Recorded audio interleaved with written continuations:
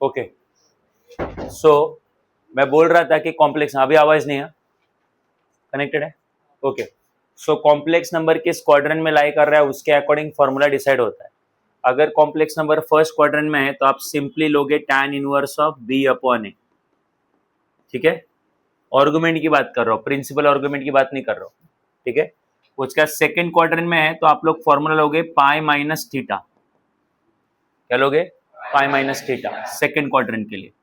पाई मतलब 180 basically. Argument का formula लोगे, तुम में से जिसने भी कल अटेंड नहीं किया वो एटलीस्ट फॉर्मूले लर्न कर लेगा तो भी काम बन जाएगा। तो पाई माइनस थीटा, थीटा जो है वो यहां से निकल आएगा, वो हो जाएगा tan inverse of b upon A, mod में रखना tan inverse of b upon A, मतलब जो भी आएगा वो पॉजिटिव लेना इधर जो भी आएगा। ओके, उसके बाद थर्ड क्वाड्रेंट के लिए आर्गुमेंट जो रहेगा वो रहेगा पाई प्लस थीटा, ठीक है? इसको मैंने समझाया भी था, पाई मतलब 180 होता है। अगर कोई एंगल सेकंड क्वाड्रेंट में है तो हम लोग बोलेंगे 180 के क्या है, वो पीछे, मतलब 180 से कम है वो, तो 180 से कम मतलब पाई माइनस थीटा। और अगर कोई एंगल 180 थर्ड क्वाड्रेंट में है, मतलब कॉम्प्लेक्स नंबर अगर थर्ड क्वाड्रेंट में है तो थर्ड क्वाड्रेंट में एंगल 180 से क्या है, ज्यादा है, इसलिए पाई प्लस थीटा। तो सेकंड क्वाड्रेंट में है तो पाई माइनस थीटा 180 से कम, थर्ड क्वाड्रेंट में है तो 180 से ज्यादा। और फोर्थ क्वाड्रेंट में है, फोर्थ को तो आपको पता है यहाँ पे एंगल 0 होता है, फिर 90 होता है, फिर 180 होता है, फिर 270 होता है, फिर 360 होता है। 90 और 180, 90 और 270 का हम लोग यूज नहीं करते क्योंकि उससे ट्रिग्नोमेट्रिक फंक्शन चेंज होता है और आपने इतनी ट्रिग्नोमेट्री डीप में अभी सीखी नहीं, इसलिए मैं तुमको जो बोलूंगा तुम्हें समझ में नहीं आएगा। बस इतना याद रखना कि आपको 90 और 270 का यूज करना नहीं है, इतना याद रखो बस। तो फिर थर्ड क्वाड्रेंट में एंगल 180 से ज्यादा होता है तो फॉर्मूला बनेगा पाई प्लस थीटा, और थीटा जो है वो आएगा tan inverse of b upon A, fix है वो, बस आप लोग इधर मॉड में रखना, ठीक है? एंड फोर्थ आएगा, फोर्थ क्वाड्रेंट में जो अगर तुम्हारा कॉम्प्लेक्स नंबर फोर्थ क्वाड्रेंट का है तो फोर्थ क्वाड्रेंट यहाँ पे एंगल 360 है, तो फोर्थ क्वाड्रेंट में एंगल 360 से क्या रहेगा, कम रहेगा। तो 360 से कम मतलब 2 पाई माइनस थीटा, 360 इज 2 पाई, उससे कम मतलब माइनस, कितना कम, तो थीटा इतना कम। तो फिर फोर्थ क्वाड्रेंट के लिए फॉर्मूला बनेगा आर्गुमेंट का, वो बनेगा 2 पाई माइनस थीटा, ठीक है? 360 से कम तो 2 पाई माइनस थीटा, थीटा की वैल्यू फिक्स है, tan inverse of b upon A but mod में, राइट? तो ये हुआ आर्गुमेंट निकालने का फॉर्मूला अगर कॉम्प्लेक्स नंबर फर्स्ट क्वाड्रेंट में आया, ये हुआ आर्गुमेंट का फॉर्मूला अगर कॉम्प्लेक्स नंबर सेकंड क्वाड्रेंट में आया, थर्ड क्वाड्रेंट में आया या फोर्थ क्वाड्रेंट में आया। क्लियर है क्या? तो ये आर्गुमेंट के फॉर्मूले। प्रिंसिपल आर्गुमेंट क्या होता है वो कल मैंने समझाया था, राइट? सो ये आपके लिए जरूरी है फॉर्मूले आपके कॉलेज के एग्जाम्स के लिए। कुछ डाउट है अभी यहाँ पे? ओके, अब हम लोग आगे बढ़ते हैं। हमारा कंसेप्ट तो ऑलरेडी सारा सीख के हो चुका है, खाली क्वेश्चन बाकी थे, क्वेश्चन हम लोग कर रहे हैं, राइट? सो पहला क्वेश्चन,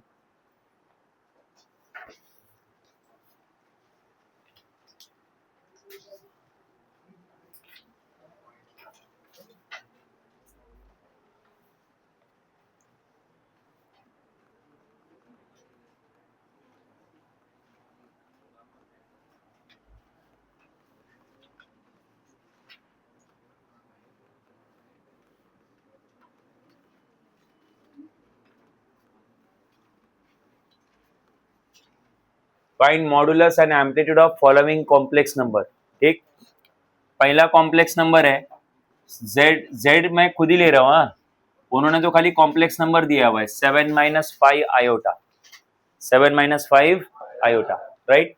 तो सबसे पहले क्या करोगे, वो कॉम्प्लेक्स नंबर दोबारा लिखोगे और अब उस कॉम्प्लेक्स नंबर को पॉइंट के फॉर्म में लिखना।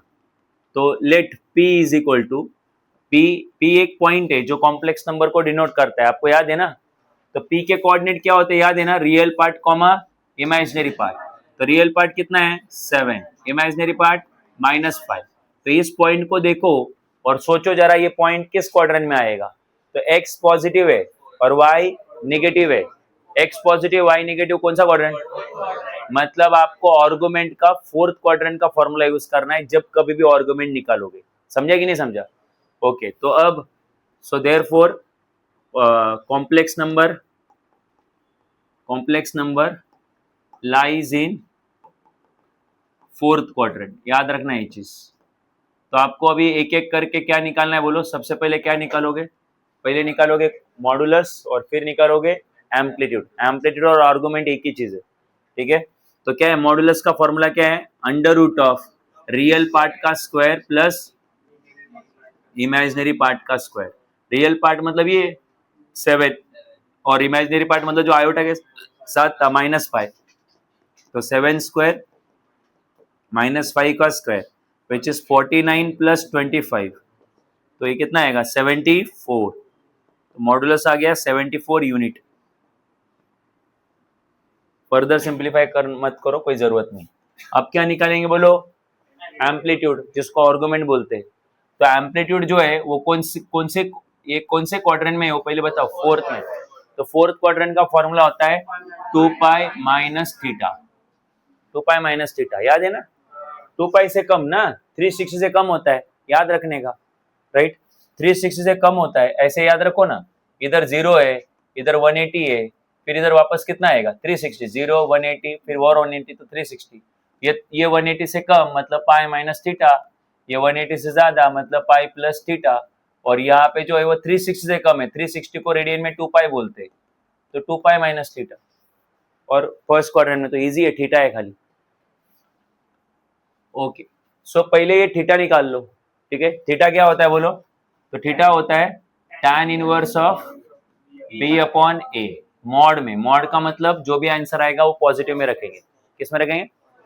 सो बोलो theta is equal to tan inverse of b upon a। तो b है कितना तुम्हारा? b मतलब b मतलब इमेजिनरी पार्ट और a मतलब रियल पार्ट, तो वो आएगा -5 अपॉन 7, ठीक है। अब तुम में से इधर आन दो जो लोग ट्रिग्नोमेट्री इस चैप्टर में थे, ठीक है, तो उनको ना मैंने ये वाले फॉर्मूले सिखाए थे। इधर आ दो, sine minus theta, cos minus theta, tan minus theta, याद है तुमको? ये डायलॉग था कौन खाता है और कौन थूकता है, याद है क्या? तो देखो साइन और टैन अपने नेगेटिव एंगल को थूकते, मतलब बाहर निकालते, याद है क्या? थे ना ट्रिग्नोमेट्री में मरे हुए लोग, कुछ भी याद नहीं रहता है तुमको। तो माइनस साइन कहाँ आएगा? बाहर, ये भी बाहर आ जाएगा माइनस साइन थीटा। और कॉस जो है अपने नेगेटिव एंगल को खा जाता है, तो ये खाली क्या हो जाएगा? Cos theta. तुम बोलोगे आपको इसकी याद कहाँ आई, तो मुझे यहाँ आई। इधर देखो, टैन के इधर आगे कौन है? माइनस है, तो माइनस साइन कहाँ आएगा? बाहर। तो theta is equal to minus sine जब बाहर आएगा तो ये हो जाएगा tan इनवर्स ऑफ 5 अपॉन 7, तो इधर माइनस साइन आ जाएगा। बट तुम देख रहे हो ये किस में? मॉड में है, तो ये क्या हो जाएगा? पॉजिटिव हो जाएगा। क्या हो जाएगा? तो माइनस साइन लिखने की जरूरत नहीं है।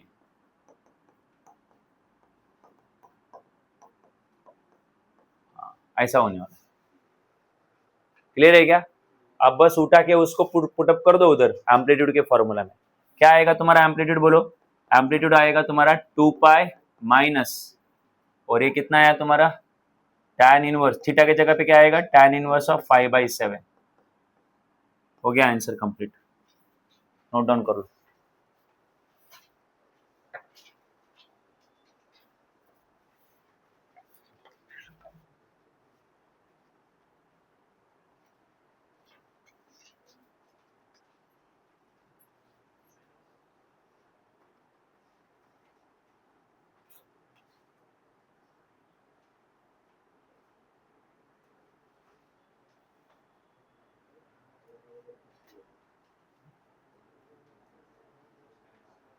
हो गया?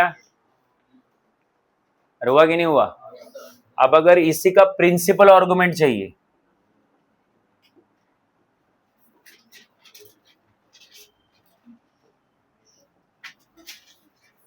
क्या चाहिए? Principal argument. तो अगर आपको याद होगा तो वो खाली माइनस थीटा होता है। कितना होता है? Minus theta. तो माइनस ऐसे ही रखोगे और थीटा जो है वो क्या लिखोगे बोलो? थीटा की वैल्यू तो आ चुकी है हमारे पास, tan इनवर्स ऑफ 5/7।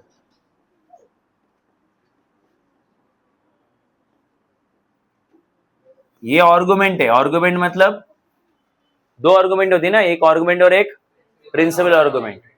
बुक में स्पेसिफाई नहीं किया है कौन सा वाला आर्गुमेंट चाहिए उनको, राइट। तो अगर उनको आर्गुमेंट चाहिए, जस्ट आर्गुमेंट चाहिए तो ये होगा, और प्रिंसिपल आर्गुमेंट चाहिए तो ये होगा।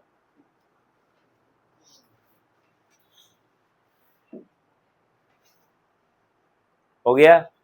ओके, चलो आगे। Question number 2, √3 plus √2 iota. करो ये वाला तुम लोग सॉल्व, जल्दी करना। क्या आएगा? √3 प्लस √2 आयोटा। तो फिर तुम्हारा इसको कंपेयर करो a प्लस बी आयोटा के साथ, है ना। a आएगा तुम्हारा √3 और b आएगा √2, है ना। तो a भी पॉजिटिव, b भी पॉजिटिव है, तो वो जो पॉइंट आएगा वो फर्स्ट क्वाड्रेंट में आएगा, ठीक है। तो मॉडुलस जो है वो तो काफी इजी है, √√3 स्क्वायर प्लस √2 का स्क्वायर। √3 का स्क्वायर 3 आएगा, √2 का स्क्वायर 2 आएगा, स्क्वायर रूट कैंसिल होता है ना, तो ये आएगा √5 यूनिट, ठीक है। अभी निकालेंगे आर्गुमेंट या एम्पलीट्यूड। एम्पलीट्यूड लिखो, कौन सा क्वाड्रेंट है? फर्स्ट क्वाड्रेंट है, तो फर्स्ट क्वाड्रेंट में तो डायरेक्टली ऐसा होता है, tan inverse of b upon A, और कुछ करने की जरूरत नहीं है। So tan inverse of b upon A, तो b की वैल्यू है कितनी? √2, और a की वैल्यू कितनी है? √3, तो √2 अपॉन √3। मैक्स टू मैक्स क्या कर सकते हो, दोनों भी रूट में है तो एक ही रूट में लिख दो 2/3, और नहीं कर सकते कुछ, क्योंकि 2/3 ऐसा नंबर है जो tan में कब आता है हमें पता। tan में हमें 0 पता है, tan 0 0, tan 30 1/√3, tan 45 1, tan 60 √3, है ना, tan 90 नॉट डिफाइंड। तो 1/√3 1 √3 0, ऐसे नंबर अगर इधर आए तो आप आगे सॉल्व कर सकते हो, बट अगर ऐसे नंबर नहीं आए तो आप आगे सॉल्व ही नहीं कर सकते, वो उसको वहीं पे रख सकते हो, वहीं पे रखना पड़ेगा। लिख लिया तुमने? ओके, तो ये हो गए कुछ सैंपल क्वेश्चन जो एम्पलीट्यूड और आर्गुमेंट के ऊपर हम लोग कर सकते हैं। अब हम लोग फर्दर और क्वेश्चन सॉल्व करने वाले, पूरा एक्सरसाइज ही हमें सॉल्व करना है, बट कुछ कुछ पॉइंट बाकी है वो पहले कंप्लीट कर लेते हैं, ठीक है। जैसे कि प्रॉपर्टीज ऑफ, मतलब ये एक्सरसाइज कंप्लीट सीखने के लिए कुछ कंसेप्ट बाकी है अभी, वो कंप्लीट कर लेते हैं ना। तो properties of modulus of complex number, properties of modulus of complex number. Frankly speaking आपके कॉलेज में इतना कुछ पढ़ाने नहीं वाले प्रॉपर्टीज के बारे में, मतलब बहुत कम बताएंगे, तो इसका मतलब कॉलेज के एग्जाम के लिए इतना इंपॉर्टेंट नहीं है, बट आप में से जो भी जेईई और सीईटी करेगा उसके लिए प्रॉपर्टीज इंपॉर्टेंट है, उसके लिए ये चाहिए, राइट। तो ध्यान देते रहना, सारी प्रॉपर्टीज मेरे साथ लिखते रहो, ठीक है। पहला property, if modulus of complex number is 0, modulus of complex number कितना आया? 0, मॉडुलस 0 आया, इसका मतलब ये होगा कि उस कॉम्प्लेक्स नंबर का real part and imaginary part दोनों 0 होंगे। अगर किसी कॉम्प्लेक्स नंबर का मॉडुलस 0 आया है तो उस कॉम्प्लेक्स नंबर का रियल पार्ट और इमेजिनरी पार्ट दोनों 0 रहेंगे। तुम बोलोगे सर नहीं समझा, कैसे पॉसिबल है? अरे कितना सिंपल है, अगर कॉम्प्लेक्स नंबर 0 + 0 आयोटा है तो उसका अगर मैंने मॉडुलस ले लिया तो क्या आएगा? रियल पार्ट का स्क्वायर प्लस इमेजिनरी पार्ट का स्क्वायर, तो 0 का स्क्वायर 0 + 0, 0 + 0 0 होगा, और square root of 0 is also 0, तो मॉडुलस आपका 0 आ गया। बट मॉडुलस 0 आने के लिए आपको रियल पार्ट और इमेजिनरी पार्ट दोनों क्या लेना पड़ेगा? 0 लेना पड़ेगा। अरे हाँ या ना? तो हो गया ना प्रूफ कि अगर किसी कॉम्प्लेक्स नंबर का मॉडुलस 0 है मतलब उस कॉम्प्लेक्स नंबर का रियल पार्ट और इमेजिनरी पार्ट दोनों भी क्या है? 0 है। प्रूफ के पीछे मत पढ़ो, बट मैंने तुम्हें दे दिया ऐसे ही डिस्कशन में। सेकेंड,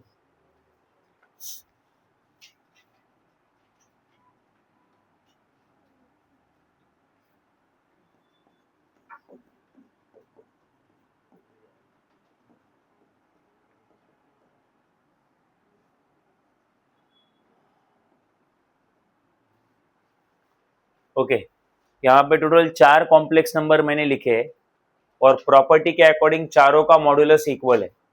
तुम बोलोगे 4 कॉम्प्लेक्स नंबर कहाँ है? चलो सब लोग इधर आन दो, यहाँ पे कॉन्सेंट्रेट करो।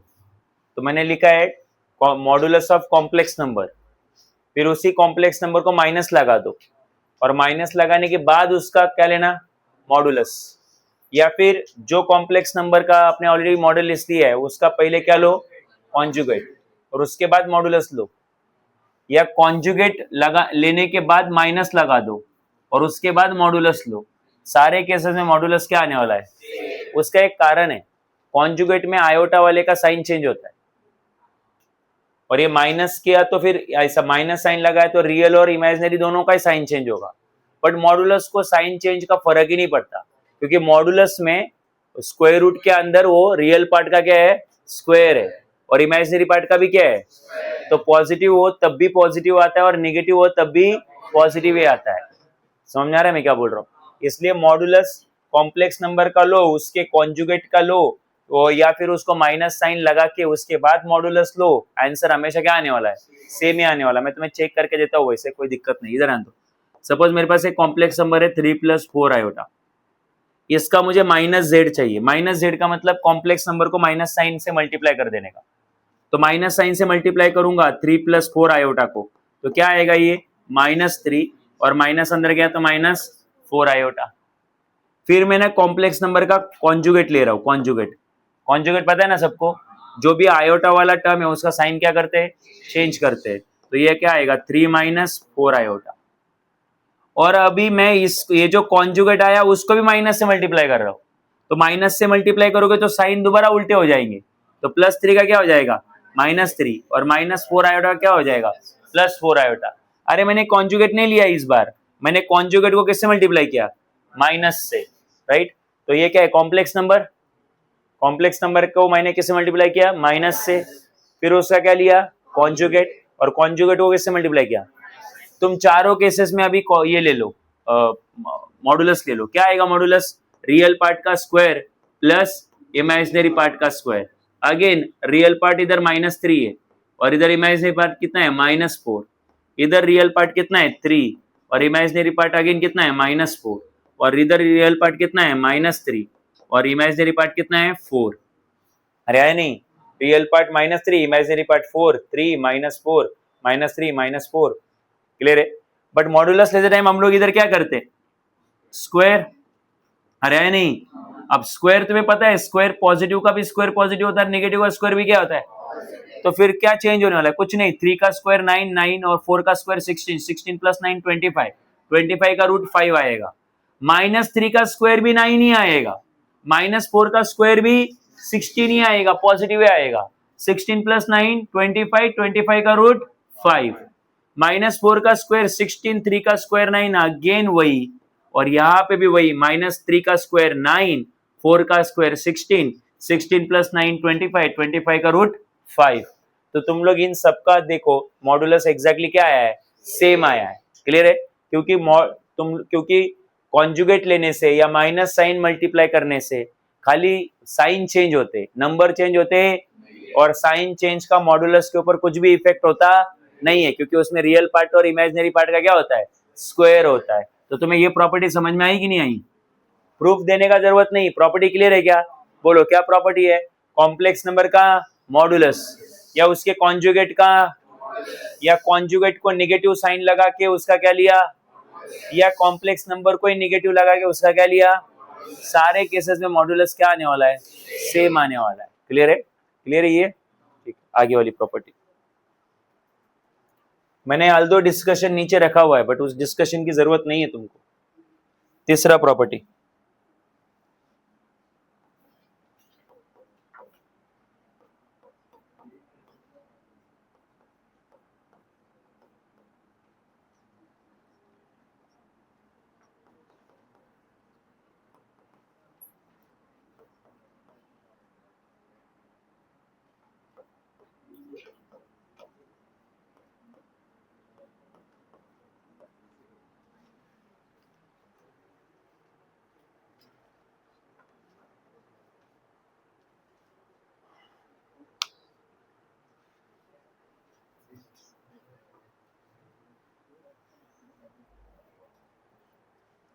हो गया। चलो इधर आन दो। अगला प्रॉपर्टी देखो कि आपका जो real part of complex number जो है वो मॉडुलस के मतलब मॉडुलस ऑफ कॉम्प्लेक्स नंबर से लेस या इक्वल होता है, और जो या फिर मॉडुलस ऑफ कॉम्प्लेक्स नंबर का जो निगेटिव साइन है उससे इक्वल या उससे ग्रेटर होता है। दोबारा बोल रहा हूँ, रियल पार्ट जो है वो मॉडुलस के पॉजिटिव वैल्यू और निगेटिव वैल्यू के बीच में होता है या उससे इक्वल होता है। तुम बोलोगे समझा नहीं, आपको बोलना क्या है। तो यहाँ पे देख लो, हमारे पास एक कॉम्प्लेक्स नंबर था, कोई क्या कॉम्प्लेक्स नंबर है बोलो, 3+4 आयोटा। तो 3+4 आयोटा जो है उसका मैंने मॉडुलस इधर निकाल के रखा हुआ है। क्या आया था उसका मॉडुलस बोलो, ये देखो ना इधर कितना आया है, 5, बराबर है। तो प्रॉपर्टी बोलता है कि जो तुम्हारा रियल पार्ट है, real part of complex number और imaginary part of complex number modulus के पॉजिटिव और निगेटिव साइन के बीच में होता है। तो इधर मॉडुलस कितना आया है बोलो, 5। तो रियल पार्ट मतलब कौन, 3। तो अकॉर्डिंग टू प्रॉपर्टी जो 3 है वो लेस देन इक्वल टू, मतलब 3 जो है वो एक तो मॉडुलस के पॉजिटिव साइन से लेस या मॉडुलस के नेगेटिव साइन से ग्रेटर, ग्रेटर या इक्वल। तो ये सही है कि नहीं, देखो आपने मॉडुलस निकाल लिया, तो जो रियल पार्ट है वो सच में आपके मॉडुलस के पॉजिटिव साइन और नेगेटिव साइन के बीच में आ रहा है कि नहीं आ रहा है, +π और -π। और जो आपके इमेजिनरी रियल पार्ट के लिए ट्रू है वही किसके लिए, इमेजिनरी पार्ट के लिए ट्रू है। कितना इमेजिनरी पार्ट आपका, 4। तो 4 भी आपका किसके बीच में आ रहा है, 5 और -π। कभी कभी इक्वल भी आता है, बट फिर इमेजिनरी पार्ट कभी भी, मतलब बोलना इतना ही है कि रियल पार्ट और इमेजिनरी पार्ट कभी भी मॉडुलस से ग्रेटर होते नहीं है, कभी नहीं पॉसिबल, राइट। और कोई कॉम्प्लेक्स नंबर लेके देखना है, लेके देख लो भाई, z = -2 आयोटा, ठीक है। इसका मॉडुलस ले लिया तो कितना आएगा बोलो, ये कितना आएगा, -2 का स्क्वायर +2 का स्क्वायर, है ना। तो कितना आएगा ये, √4 + 4 कितना आएगा, 8, है ना, √8, सॉरी √8। यहां तक क्लियर है। अब मुझे बताओ, हाँ 2√2, बट मैं जानबूझ के नहीं ले रहा हूँ 2√2। तो अब मुझे बताओ जो तुम्हारा रियल पार्ट है वो -√8 और +√8 के बीच में होना चाहिए, ऐसा हमारा प्रॉपर्टी बोलता है। चेक करो सच है कि नहीं है ये। कितना है आपका रियल पार्ट बोलो, -2, और √8 तो 2√2 होता है ना, मतलब 2 से भी बड़ा होता है ना वो। तो -2, देखो ये -2√2 है और ये क्या है, +2√2 है। तो -2 2√2 से छोटा है और -2 -2√2 से क्या है, बड़ा है, राइट। तो ये सही प्रॉपर्टी है कि आपका जो रियल पार्ट और इमेजिनरी पार्ट जो होता है वो हमेशा मॉडुलस के पॉजिटिव साइन और नेगेटिव साइन के बीच में होता है, राइट। ये one of the important property, entrance के लिए इंपॉर्टेंट है। लिख लेगा प्रॉपर्टी, और प्रूफ लिखने की जरूरत नहीं, ये तो डिस्कशन है, तो खाली प्रॉपर्टी लिखो।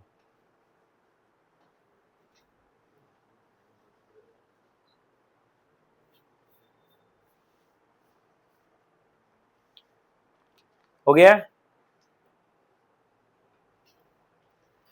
हाँ आगे फोर्थ प्रॉपर्टी। फोर्थ प्रॉपर्टी है कॉम्प्लेक्स नंबर और उसका modulus, sorry conjugate, complex number और उसका कॉन्जुगेट, इसका जो मल्टीप्लिकेशन है वो मॉडुलस के स्क्वायर से इक्वल होता है। किससे इक्वल होता है, मॉडुलस के स्क्वायर से। वापस से, कॉम्प्लेक्स नंबर और कॉम्प्लेक्स नंबर का जो कॉन्जुगेट है इनका मल्टीप्लिकेशन मॉडुलस के स्क्वायर से इक्वल होता है। चलो चेक कर लेते हैं। मुझे बताओ, मेरे पास एक कॉम्प्लेक्स नंबर है 3+4 आयोटा, इसका कॉन्जुगेट क्या रहेगा, इसका कॉन्जुगेट रहेगा 3 - 4 आयोटा। कॉन्जुगेट भूल गए हो क्या, क्या होता है कॉन्जुगेट, बस आयोटा का साइन क्या करने का, हाँ। तो अब इनको मल्टीप्लाई करो, तो कॉम्प्लेक्स नंबर मल्टीप्लाई बाय उसका conjugate, complex number multiply by उसका कॉन्जुगेट, कितना आएगा बोलो, 3+4 आयोटा इंटू 3 - 4 आयोटा, है ना।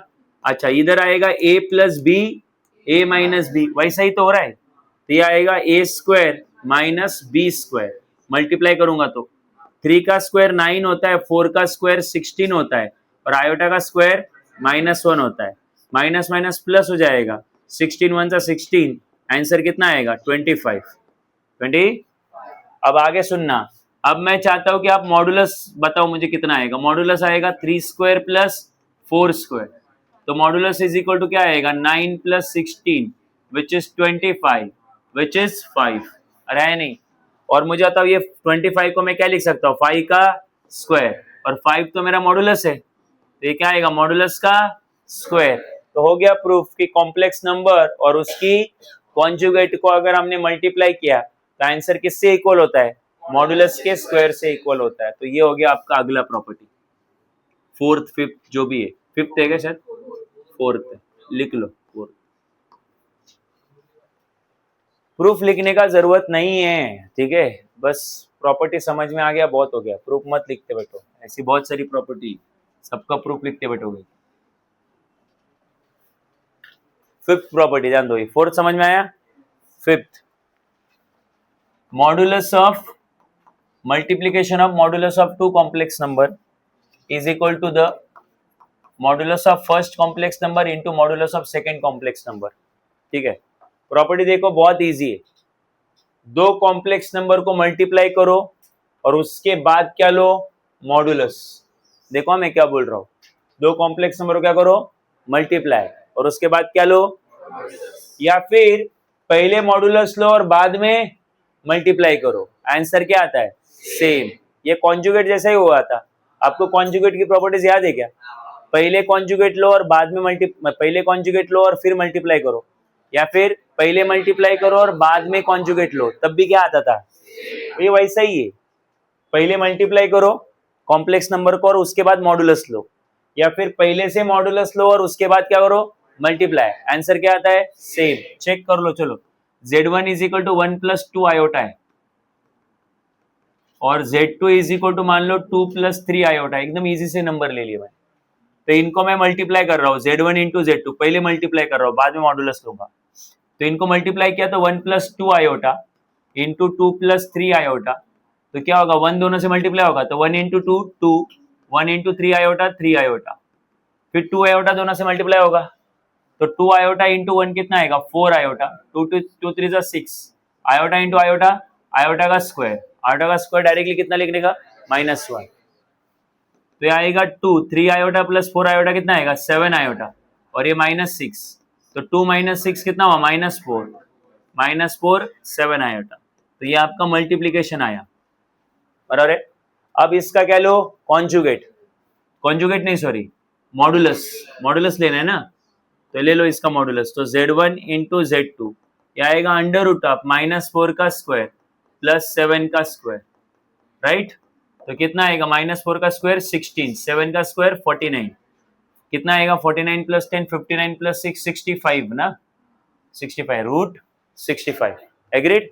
अच्छा अब क्या करो, पहले मॉडुलस लो और उसके बाद क्या करो, मल्टीप्लाई, तो ले लो पहले से मॉडुलस, क्या आएगा, 1 का स्क्वायर प्लस 2 का स्क्वायर, 4 ये आएगा 4, ये आएगा 1, कितना आएगा 5, रूट 5 हो जाएगा, और ये मॉडुलस सेकेंड का मॉडुलस क्या आएगा, ये 2 का स्क्वायर प्लस 3 का स्क्वायर, तो ये आएगा 9 प्लस 4 कितना आएगा 13, तो रूट 13 हो जाएगा। अब मॉडुलस ले लिया ना, अब करो मल्टीप्लाई, तो modulus of z1 into modulus of z2, तो क्या आएगा, रूट 5 इंटू रूट 13, दोनों रूट में ही है तो एक ही रूट में ले लो, तो 5 इंटू कितना आएगा 13, 13 5 जा कितना आएगा 65, तो हो गया प्रूफ कि दो कॉम्प्लेक्स नंबर को मल्टीप्लाई करके मॉडुलस लो, है ना, या फिर मॉडुलस लेने के बाद मल्टीप्लाई करो, आंसर क्या आता है, सेम ही आता है, राइट। सो देख लो, लिख लो,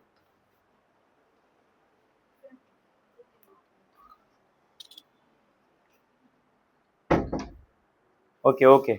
सो कुछ डाउट है कि इसमें दो कॉम्प्लेक्स नंबर को मल्टीप्लाई करके क्या लिया, मॉडुलस, या फिर मॉडुलस लेके क्या किया, कुछ डाउट है इसमें, प्रॉपर्टी समझ में आई है, okay. Next property, z1 upon z2 is equal to z1 upon z2, और आपको z2 modulus of z2 should not be 0। अच्छा क्या लिखा है यहाँ पे, पहले डिवाइड करो, इधर ध्यान दो, दो कॉम्प्लेक्स नंबर को क्या करो, डिवाइड करो, और डिवाइड करने के बाद मॉडुलस लो, या फिर मॉडुलस पहले लो और उसके बाद डिवाइड करो, आंसर क्या आता है, सेम ही आता है, जो मैंने मल्टीप्लीकेशन में बोला था, मल्टीप्लाई करके मॉडुलस लो, या मॉडुलस लेके मल्टीप्लाई करो, वैसे इधर डिवाइड करके मॉडुलस लो या फिर मॉडुलस लेने के बाद डिवाइड करो, आंसर क्या आता है? सेम। अच्छा, ये वाला प्रॉपर्टी तुम चेक करोगे, चलो z is equal to 2 plus 2 iota और z2 is equal to 3 plus 4 iota. चलो पहले क्या करोगे, z1 अपॉन z2 को डिवाइड करोगे, है ना, और उसके बाद उसका क्या निकालोगे? मॉडुलस। चलो करो ये चेक, बताओ मुझे क्या आ रहा है,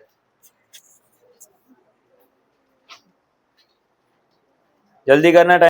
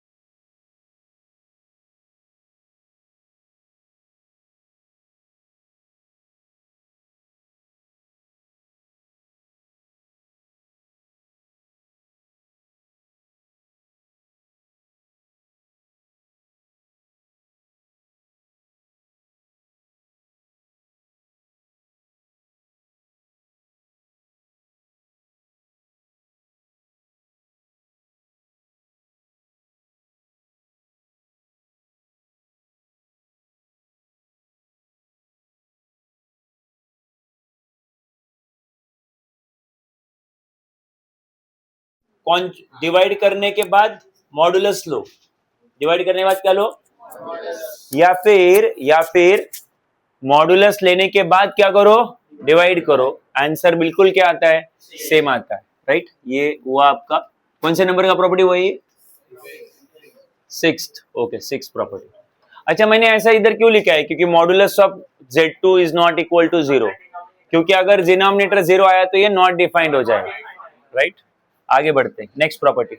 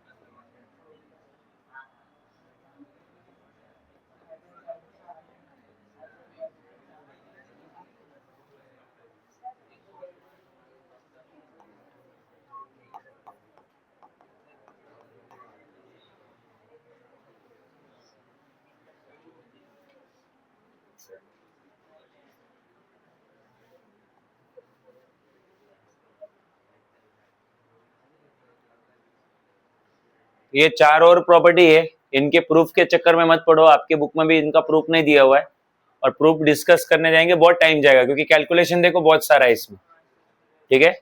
तो पहले मॉडुलस निकालो, फिर उसका स्क्वायर करो, फिर मॉडुलस निकालो, फिर स्क्वायर करो, फिर पहले कॉम्प्लेक्स नंबर और दूसरे के कॉन्जुगेट को मल्टीप्लाई करो, फिर उसका रियल पार्ट लो, फिर उसको 2 से मल्टीप्लाई करो।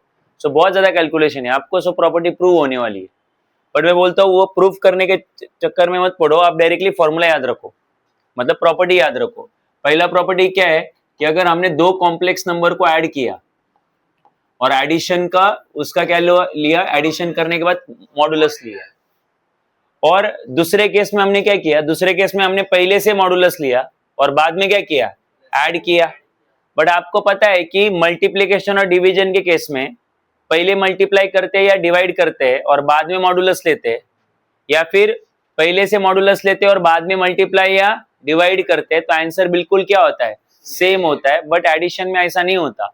एडिशन में ये पॉसिबल है कि दो कॉम्प्लेक्स नंबर के एडिशन का जो मॉडुलस है वो एक तो उनके इंडिविजुअल मॉडुलस के एडिशन से इक्वल हो या उससे लेस हो, है ना।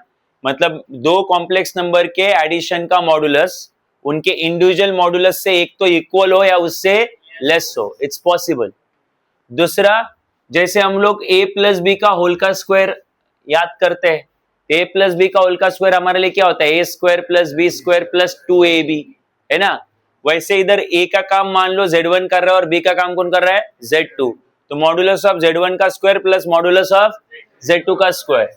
बस 2ab के जगह पे twice the real part of first complex number into conjugate of second complex number है, और बस इधर प्लस के जगह पे अगर माइनस लिया तो formula will remain same, only again plus के जगह पे बस इधर क्या जाएगा, माइनस जाएगा, बाकी दोनों फॉर्मूले बिल्कुल सेम है। एक याद रहा तो दूसरा भी याद रहना चाहिए।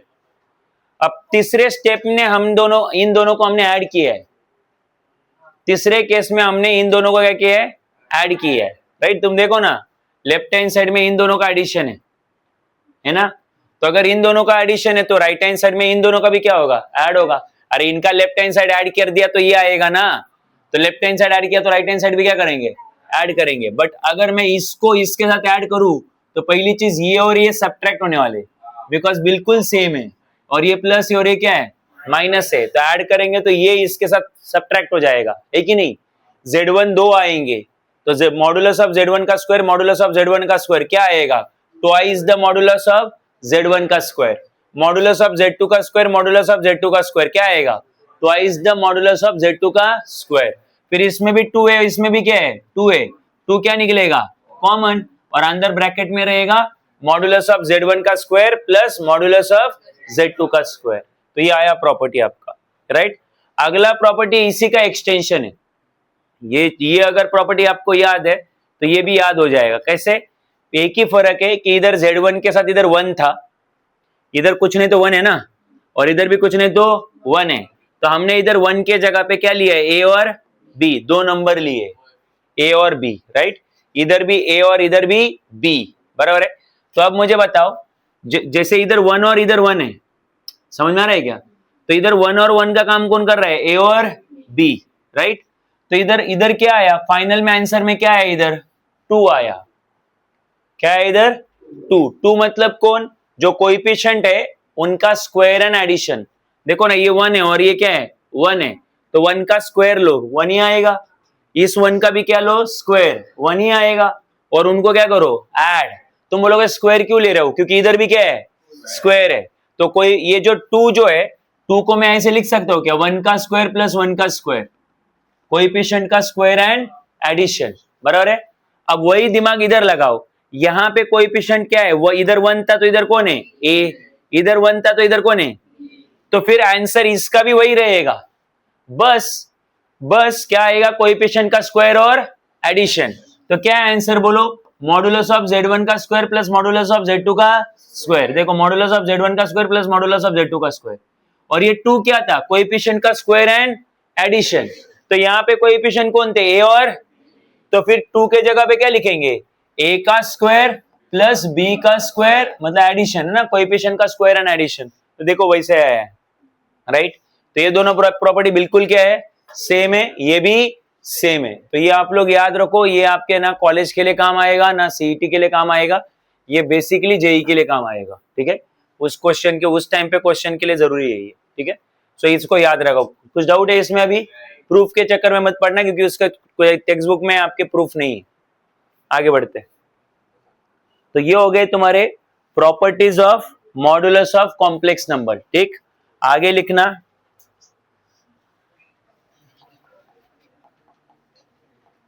Properties of argument of complex number.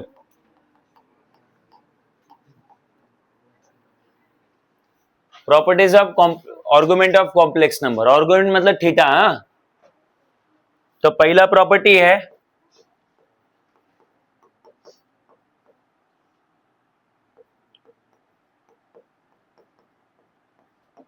Answer लिखना बाकी है, आंसर लिखूंगा।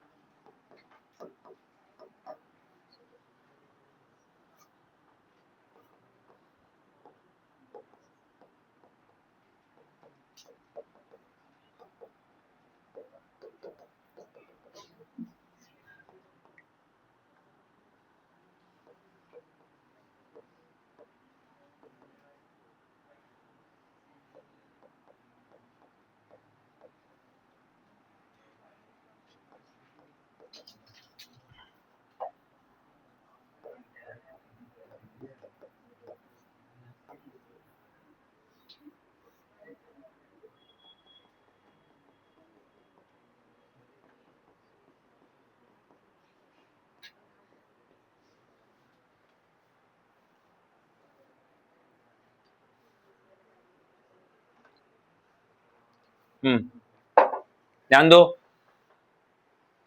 ये प्रॉपर्टीज है आर्गुमेंट्स की। अभी हम लोग एक एक करके इसका आंसर लिखेंगे। बोलो, पहला क्या है यहाँ पे? तो आपने क्या किया? दो कॉम्प्लेक्स नंबर को मल्टीप्लाई किया है, और उसके बाद हम लोग उनका क्या ले रहे हैं? आर्गुमेंट। आर्गुमेंट लेना समझता है ना? कौन से क्वाड्रेंट में है वो देखो, और उसके अकॉर्डिंग फॉर्मूला लगा दो, और वो एंगल निकालो। याद है तुमको? अब बस वही है। तो मल्टीप्लाई करके क्या निकाल रहे हैं हम लोग? आर्गुमेंट। तो प्रॉपर्टी ये बोलता है कि पहले मल्टीप्लाई करो और बाद में आर्गुमेंट निकालो, या फिर पहले से आर्गुमेंट निकालो, राइट। दोनों का सेपरेट सेपरेट आर्गुमेंट निकालो और उसके बाद क्या करो? मल्टीप्लाई। आंसर सेम ही आने वाला है। दोबारा से मल्टीप्लाई करके क्या निकालो? बोलो, आर्गुमेंट। एक minute, tan inverse of b upon a plus tan inverse of, इधर प्लस रहेगा, प्लस। हाँ, वापस करो। देखो, मल्टीप्लाई करने के बाद क्या निकालो? आर्गुमेंट। या फिर आर्गुमेंट निकालने के बाद क्या करो? ऐड। मल्टीप्लाई नहीं, ऐड। आर्गुमेंट निकाल के ऐड करो, या फिर मल्टीप्लाई करने के बाद क्या लो? आर्गुमेंट। आंसर बिल्कुल क्या आता है? सेम।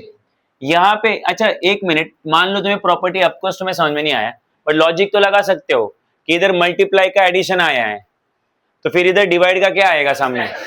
हाँ, सब्ट्रैक्शन। चेक करवा दूंगा मैं तुम्हें, डोंट वरी, तुम बस देखते जाओ।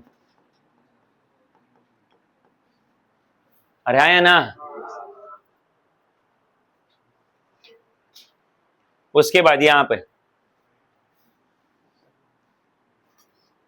देखो, आर्गुमेंट ऑफ कॉम्प्लेक्स नंबर, और ये है argument of conjugate, conjugate right, उसकी कॉन्जुगेट की आर्गुमेंट, और दोनों को हम लोग क्या कर रहे हैं?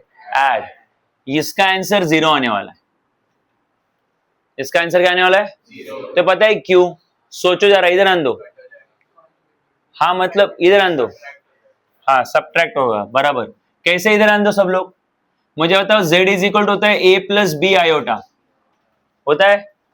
तो अगर मैं तुम्हें उसका आर्गुमेंट लेने बोलूं तो आएगा tan inverse of b upon A, tan inverse of. और अगर मैं इसका कॉन्जुगेट ले लूं तो कॉन्जुगेट आएगा a माइनस बी आयोटा, बीच में माइनस आएगा। और अगर मैं इसका भी आर्गुमेंट लेता हूं, कॉन्जुगेट का आर्गुमेंट लेता हूं, तो वो आएगा tan inverse of minus b upon है। तो सबको पता है माइनस साइन बाहर आएगा, तो ये माइनस tan इनवर्स ऑफ क्या आएगा? b अपॉन है। तो इन दोनों का आंसर बिल्कुल सेम है, बस ये पॉजिटिव और ये क्या है? और अगर इन दोनों को ऐड कर दिया, अभी इन दोनों क्या कर दिया? ऐड, तो ये प्लस है और ये क्या है? माइनस है, सेम सेम है, तो ये सब्ट्रैक्ट होकर आंसर क्या आएगा? 0। वही तो मैं बोल रहा था कि कॉम्प्लेक्स नंबर का आर्गुमेंट और उसके कॉन्जुगेट का आर्गुमेंट को अगर ऐड किया तो आंसर कितना आएगा? 0। लिख लो, प्रूफ लिखने का जरूरत नहीं, खाली प्रॉपर्टीज लिख दो, हो गया। And the last one is complex number और उसका कॉन्जुगेट, दोनों को अगर मल्टीप्लाई करते हो तो अगेन उसकी आर्गुमेंट 0 आती है। तो पता है ऐसा क्यों? इधर आन दो। कॉम्प्लेक्स नंबर और उसके कॉन्जुगेट को मल्टीप्लाई किया तो उसका जो मल्टीप्लिकेशन का जो आर्गुमेंट है वो कितना आता है? 0। तो पता है क्यों? क्योंकि आपको याद होना चाहिए कि कॉम्प्लेक्स एक प्रॉपर्टी थी, बहुत सारी, बहुत मतलब एक 3-4 लेक्चर पहले हमने सीखा था कि कॉम्प्लेक्स नंबर और उसके कॉन्जुगेट को जब मल्टीप्लाई करते हैं तो आंसर खाली रियल आता है। आंसर खाली क्या आता है? मतलब खाली a आता है, b नहीं आता, b 0 आता है। तो b अगर 0 आएगा, इधर ऊपर 0 आएगा, तो फिर ये पूरा ही क्या हो जाएगा? 0। दिखाता हूं मैं तुमको, इधर ध्यान दो। मुझे बताओ, एक कॉम्प्लेक्स नंबर ले लो जैसे कि 3 + 4 आयोटा, और दूसरा कॉम्प्लेक्स नंबर ले लो, उसका इसी कॉम्प्लेक्स नंबर का कॉन्जुगेट ले लो, वो क्या होगा? 3 - 4 आयोटा। अब इन दोनों को मल्टीप्लाई करो, कॉम्प्लेक्स नंबर और उसकी कॉन्जुगेट करो मल्टीप्लाई, तो क्या आएगा? ये 3 + 4 आयोटा, प्योरली रियल आने वाला ये, और 3 - 4 आयोटा, राइट। तो ये आएगा a + b, a - b, क्या होगा वो? a² + b², sorry a² - b²। वापस, अरे कितना सिंपल है, कॉम्प्लेक्स नंबर लिया, उसका कॉन्जुगेट लिया, दोनों को मल्टीप्लाई किया, तो a + b, a - b जैसा सिचुएशन क्रिएट हो रहा है। तो ये होगा a² - b²।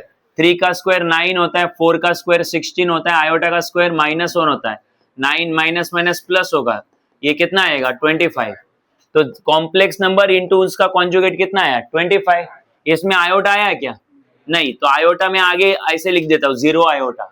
अब मैं चाहता हूं कि आप इसका आर्गुमेंट ले लो, राइट। अगर मैंने इसका आर्गुमेंट लिया, किसका?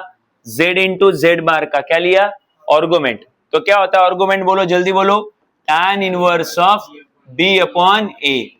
तो tan इनवर्स ऑफ b मतलब इमेजिनरी पार्ट कितना है? वो था ही नहीं, मैंने जबरदस्ती लिया है वो, तो 0 है ना, खाली रियल था ना वहां पे, तो इमेजिनरी पार्ट 0 और नीचे रियल पार्ट कितना है? 25। तो इधर 0 अपॉन 25, तो tan inverse of 0 upon anything is what? 0। और अब सबको पता है कि tan में 0 कब आता है, तो tan में 0 कब आता है, जरा सोच के बताओ। tan 0 कितना होता है? 0। तो 0 के जगह पे क्या लिख सकते हैं? tan 0।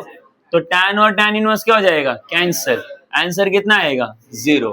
तो हो गया प्रूफ कि कॉम्प्लेक्स नंबर और उसकी कॉन्जुगेट का अगर हमने आर्गुमेंट लिया तो आंसर कितना आता है? 0 आता है, राइट। तो आपको तो बस प्रॉपर्टी याद रखनी है, आपको उसका प्रूफ याद रखने की जरूरत नहीं है, ठीक है। और लास्ट प्रॉपर्टी, 1 मिनट इधर। अच्छा, इधर क्या लिखा है? Argument of complex number is 0। Complex number का आर्गुमेंट कितना है? तो अभी सीखा ना, इधर ध्यान दो, आपको अभी सीखा कि आर्गुमेंट आपका कितना आया है इसका, बोलो 0। पता है क्यों 0 आया? क्योंकि इधर खाली रियल आया था। खाली क्या आया था? आयोटा था ही नहीं। आयोटा नहीं था मतलब आयोटा के साथ बी होता है ना, तो आयोटा नहीं मतलब बी नहीं, बी नहीं मतलब कितना? 0। तो अगर किसी कॉम्प्लेक्स नंबर में खाली रियल पार्ट आया, खाली क्या आया? इमेजिनरी पार्ट नहीं आया, तो उसका आर्गुमेंट क्या आने वाला है? तो इधर देखो, इधर उल्टा लिखा है। अगर आर्गुमेंट क्या है, मतलब समझ जाओ उस कॉम्प्लेक्स नंबर में खाली कौन सा पार्ट है? रियल पार्ट, उसमें इमेजिनरी पार्ट। तो लिखो आगे, z इज प्योरली रियल।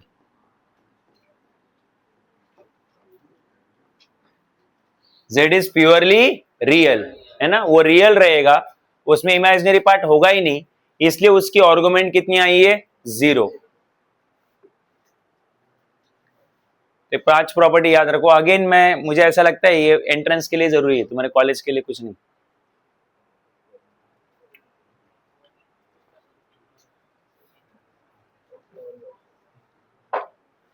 हो गया? प्रॉपर्टीज याद रखोगे? प्रूफ की जरूरत नहीं आपको, सिलेबस में भी नहीं दिया है प्रूफ। और ये डिस्कशन वाला पार्ट है, स्लाइड वैसे रख रहा हूं, तुम्हें जब कभी देखना हो देख लेना बाद में। चलो, तो ये तो हो गया आपके पास, that is properties of arguments and properties of modulus. अब आगे सुनना, नेक्स्ट पार्ट। हाँ बोलो, किधर किधर?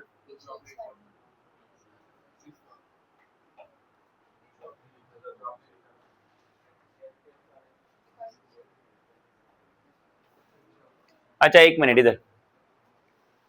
अच्छा ये एक लास्ट प्रॉपर्टी, बट इसका आंसर मैं ऑलरेडी दे चुका हूं आपको, ठीक है, ये खाली डिस्कशन करना बाकी है। देखो, आर्गुमेंट ले लो कॉम्प्लेक्स नंबर के कॉन्जुगेट का, या फिर कॉम्प्लेक्स नंबर का आर्गुमेंट लो और उसको माइनस साइन लगा दो, या फिर कॉम्प्लेक्स नंबर के रेसिप्रोकल का आर्गुमेंट लो। वापस देख लो, आर्गुमेंट ले रहे हैं किसके? 1/z का मतलब समझता है क्या? z का इनवर्स नहीं रे, कॉन्जुगेट गधे। तो 1/z मतलब, सॉरी 1/z मतलब रेसिप्रोकल। तो आप कॉम्प्लेक्स नंबर के रेसिप्रोकल का क्या ले रहे हो? आर्गुमेंट। फिर आर्गुमेंट लेने के बाद उसको क्या लगा? कॉम्प्लेक्स नंबर का आर्गुमेंट लेने के बाद क्या लगा रहे हो उसको? Minus sine. या फिर कॉम्प्लेक्स नंबर के कॉन्जुगेट का क्या ले रहे हैं? आर्गुमेंट। तीनों केसेस में आंसर क्या आता है? सेम ही आता है। बट चेक मत करते बेटो, अभी चेक किया तो आया ना, पागला वाला भी चेक किया तो आया, तो ये भी चेक करेंगे तो आने ही वाला है। बस इतना याद रखो कि कॉम्प्लेक्स नंबर के कॉन्जुगेट का आर्गुमेंट लो, या आर्गुमेंट लेने के बाद माइनस साइन लगा दो, या उसकी रेसिप्रोकल का आर्गुमेंट ले लो। तीनों केसेस में आंसर क्या आता है? सेम ही आता है, ठीक है। सो ये डिस्कशन वाला ही था, इसमें ज्यादा कुछ तो था नहीं, बट ये याद रखो प्रॉपर्टी, क्योंकि आपको बाद में एमसीक्यूज के लिए यूज आएगा। ये तो प्योरली एमसीक्यू में यूज आएगा, ये थोड़ा बहुत कभी कॉलेज में यूज हो ही सकता है, ये नहीं यूज होगा ज्यादा।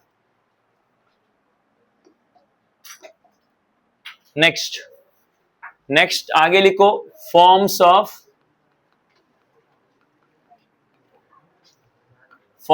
Complex number.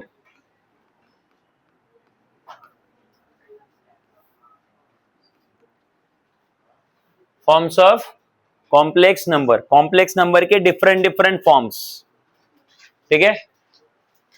ध्यान दो, डिफरेंट फॉर्म्स मतलब कॉम्प्लेक्स नंबर को कैसे लिखा जाता है।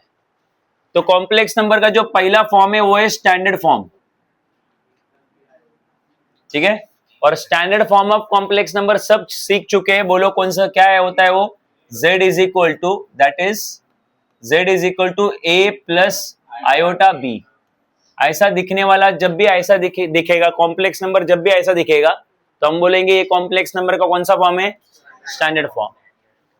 दूसरा जो फॉर्म है कॉम्प्लेक्स नंबर का वो पोलर फॉर्म है, वो कैसे दिखता है वो समझाता हूं मैं। तीसरा जो फॉर्म है वो एक्सपोनेंशियल फॉर्म है, ठीक है। So standard form, polar form, exponential form. आपके बुक में और भी है कि देखने दो मेरे को।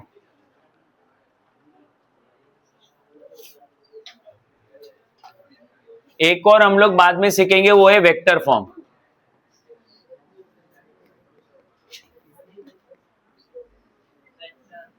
ठीक है, ये खाली जेई में रहेगा, आपके कॉलेज के लिए ये 3 रहेंगे। कॉलेज के लिए रहेगा मतलब सीईटी के लिए भी रहेगा। तो स्टैंडर्ड फॉर्म, पोलर फॉर्म और एक्सपोनेंशियल फॉर्म, राइट। ऐसे टोटल 3 फॉर्म है कॉम्प्लेक्स नंबर के, उसमें से एक फॉर्म हमने ऑलरेडी कवर हो चुका है हमारा। ठीक है, अभी 2 और फॉर्म सीखने हैं, पोलर और एक्सपोनेंशियल। और अगेन ये कॉलेज के एग्जाम के लिए इंपॉर्टेंट है, कॉलेज के एग्जाम के लिए। अगर आपके कॉलेज में ये सिखा के हुआ है तो इसके ऊपर क्वेश्चन आएगा 2 मार्क का। क्वेश्चन ऐसा आता है, कॉम्प्लेक्स नंबर स्टैंडर्ड फॉर्म में देंगे और उसको पोलर फॉर्म और एक्सपोनेंशियल फॉर्म में कन्वर्ट करने बोलेंगे, या फिर पोलर फॉर्म में देंगे और एक्सपोनेंशियल और स्टैंडर्ड में कन्वर्ट करने बोलेंगे, या फिर डायरेक्टली एक्सपोनेंशियल में देंगे और हमें कन्वर्ट करना होगा पोलर में और स्टैंडर्ड में, राइट। मतलब कोई एक फॉर्म दिया होगा, बाकी 2 फॉर्म पूछेंगे वो लोग, राइट। तो ध्यान दो, अभी यहाँ पे एक एक करके सीखते हैं। सबसे पहला जो हम लोग सीखने वाले हैं वो है polar form, polar form of complex number.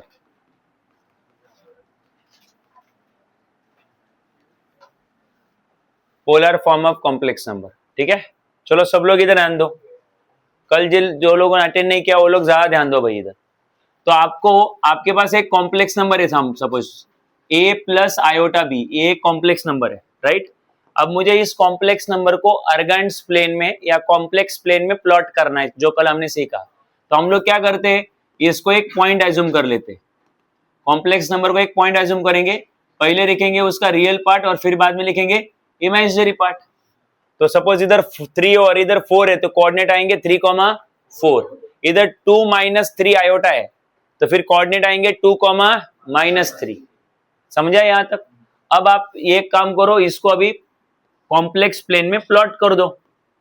सबको पता है ये रियल एक्सिस है और ये कौन सा एक्सिस है, हाँ इमेजिनरी एक्सिस। बिल्कुल सेम ही चलता है जैसा एक्स और वाई चलते हैं। ये positive imaginary axis, negative imaginary axis, positive real axis, negative real axis. Real part negative आया तो इधर दिखाएंगे, पॉजिटिव आया तो इधर दिखाएंगे। इमेजिनरी पार्ट पॉजिटिव आया तो ऊपर दिखाएंगे, नेगेटिव आया तो नीचे दिखाएंगे। इतना सिंपल सा है वो। तो मुझे तो दोनों ही पॉजिटिव लग रहे हैं, तो फिर हमारा पॉइंट जो है वो फर्स्ट क्वाड्रेंट में रहेगा। तो मान लो पॉइंट यहाँ है, लेट्स से a, b, है ना। सबको 10 स्टैंडर्ड की नॉलेज से ये पता है कि अगर हमने ऐसा परपेंडिकुलर नीचे ड्रॉ किया तो फिर यहां से यहां तक का डिस्टेंस कितना रहेगा, a, बिकॉज वो हमारा x कोऑर्डिनेट है। और यहां से लेके यहां तक का जो डिस्टेंस है वो कितना रहेगा, b, बिकॉज वो हमारा y कोऑर्डिनेट है। और कल हमने ये सीख लिया है कि अगर हम लोग उसको o से लेके p तक ज्वाइन कर लेते ओरिजिन से, तो ये जो डिस्टेंस है इसको हम लोग क्या बोलते थे, मॉडुलस ऑफ कॉम्प्लेक्स नंबर। याद है क्या कि भूल गए आप लोग, इसे क्या बोलते हैं, मॉडुलस ऑफ। और आगे और क्या सीखा था तुमने कि ये जो मॉडुलस है, मॉडुलस की लाइन ने positive direction of x axis के साथ एंटी क्लॉकवाइज सेंस में जो एंगल बनाया था, उस एंगल को हम लोग क्या बोलते हैं, आर्गुमेंट। याद है, राइट। तो ये हुआ तुम्हारा मॉडुलस ऑफ कॉम्प्लेक्स नंबर और ये हुआ आर्गुमेंट। अब ये मॉडुलस ऑफ कॉम्प्लेक्स नंबर जो है उसको बार बार मॉड ऑफ जेड लिखना बहुत बोरिंग हो जाता है, इसलिए उसको एक नया सिंबल हम लोग दे रहे आर। क्या सिंबल दे रहे, आर। और आर का मतलब पी से लेके ओरिजिन तक का डिस्टेंस, दैट्स ऑल। और ये तुम्हारा आर्गुमेंट है, यहां तक समझा। अब मैं चाहता हूं कि आप इस ट्रायंगल में साइन थीटा और कॉस थीटा अप्लाई कर दो, क्यों वो बाद में डिसाइड करेंगे, तुम बस अप्लाई करो। तो साइन थीटा क्या होता है, ऑपोजिट अपॉन हाइपोटेनस। तो ऑपोजिट है आपका, थीटा का ऑपोजिट कौन है, बी है ना, हाइपोटेनस कौन है, आर। कॉस थीटा क्या है, कॉस थीटा रहेगा एडजेसेंट अपॉन हाइपोटेनस। तो एडजेसेंट है ए, हाइपोटेनस है आर, तो ए अपॉन आर। तो अगर मैं यहां से तुम्हें आर की सॉरी यहां से अगर आर इधर डिवाइड इधर गया तो मल्टीप्लाई, तो r sine theta is equal to आएगा बी, और यहाँ पे आर इधर डिवाइड इधर गया तो मल्टीप्लाई, तो ये क्या आएगा, r cos theta is equal to b, sorry ये। यहां तक क्लियर है क्या, कुछ डाउट है यहां तक। तो ए और बी की वैल्यूज कैसे निकाली, समझ में आई क्या। तो अब लॉजिक लगाओ यहाँ पे, मुझे बताओ standard form of complex number क्या होता है? Standard form of complex number, जल्दी बोलो स्टैंडर्ड फॉर्म क्या होता है? हाँ, अरे तुमने जो अभी जो सीखा है अब तक, कॉम्प्लेक्स नंबर जिस फॉर्म में सीखा है उसको क्या बोलते हैं? स्टैंडर्ड फॉर्म ही बोलते हैं ना। तो बोलो ना स्टैंडर्ड फॉर्म क्या होता है? a प्लस आयोटा b, ये तुम्हारा स्टैंडर्ड फॉर्म है। अब आगे सुनना, अब मुझे तो मेरे पास a की वैल्यू है कितनी है? r cos थीटा, और b की वैल्यू है, ये पुटअप कर दो उसमें, क्यों वो मत पूछो, बस पुटअप कर दो। तो z is equal to a के जगह पे लिखेंगे r cos थीटा, और आयोटा और b के जगह पे लिखेंगे r sin थीटा। मैं देख पा रहा हूं कि यहाँ पे भी r है, यहाँ पे भी r है, तो r और r को कॉमन निकालो। तो r को कॉमन निकालोगे तो अंदर क्या बचेगा? cos theta plus iota sin theta, right. अब मैं चाहता हूं कि आप इसको ये देखो कि इस तरफ अगर आप देखोगे इधर तो ये रियल पार्ट है बिकॉज इसमें आयोटा नहीं है, और इधर देखोगे तो ये इमेजिनरी पार्ट है बिकॉज इसमें कौन है? आयोटा है। तो एक तरफ रियल है, एक तरफ इमेजिनरी है, तो ये तो है तो कॉम्प्लेक्स नंबर ही है ना। तो ये जो अभी आया इसको हम लोग बोलते हैं polar form of complex number. क्या लिखते हैं बोलो?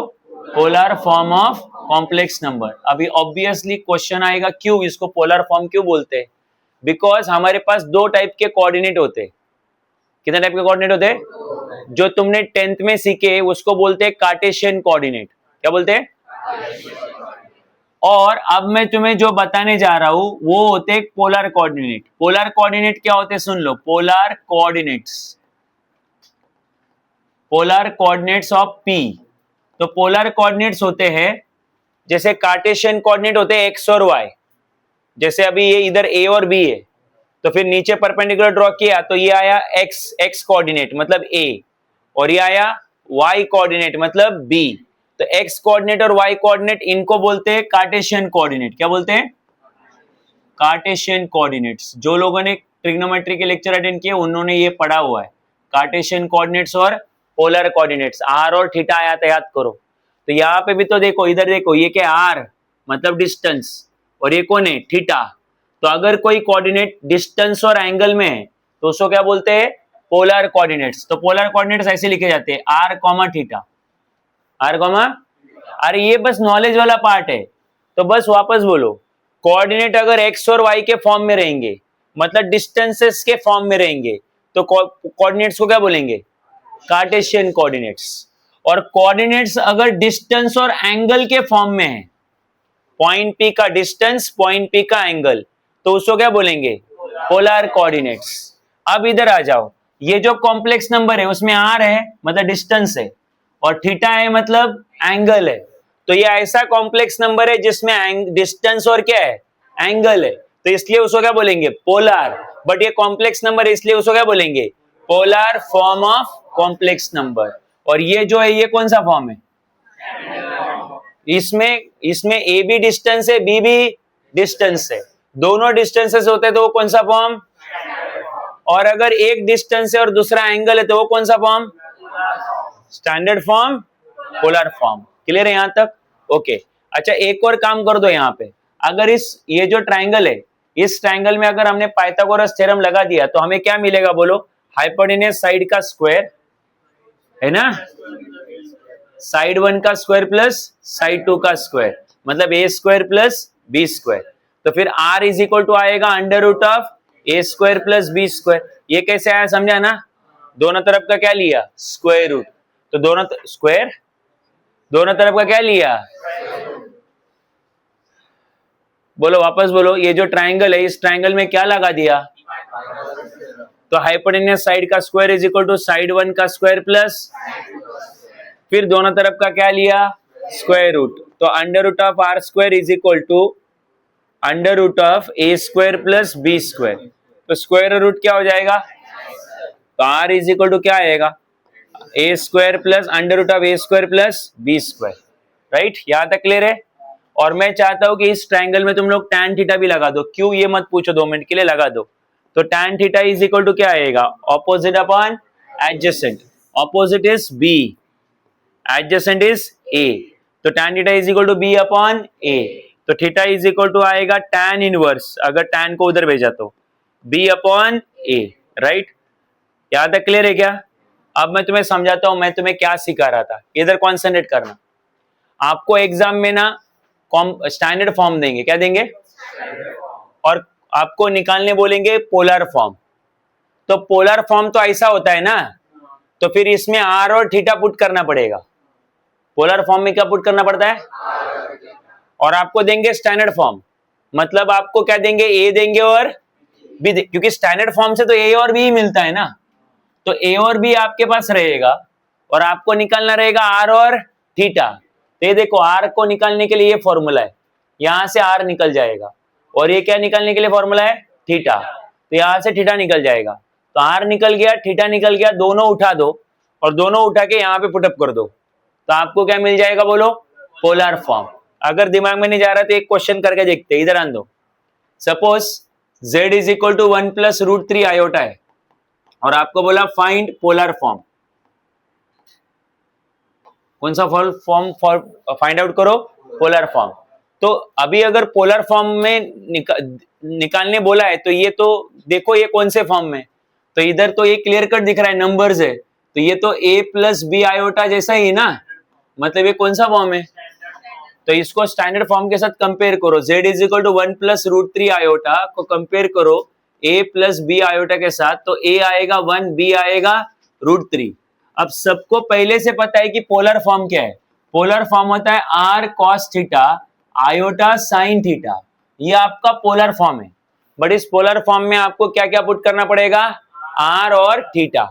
तो r और थीटा पुटअप करेंगे हम लोग, कैसे?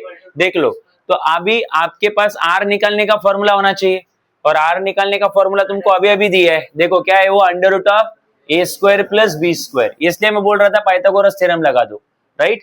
सो फिर r का फॉर्मूला क्या आ जाएगा यहां से? बोलो, r is equal to under root of a square plus b square. तो a का स्क्वायर मतलब 1 का स्क्वायर, और b का स्क्वायर मतलब रूट 3 का स्क्वायर। 1 का स्क्वायर 1 है, रूट 3 का स्क्वायर 3 है, 1 प्लस 4 कितना आएगा? 2 है ना, 1 प्लस 3 4 आएगा, 4 का रूट 2 आएगा।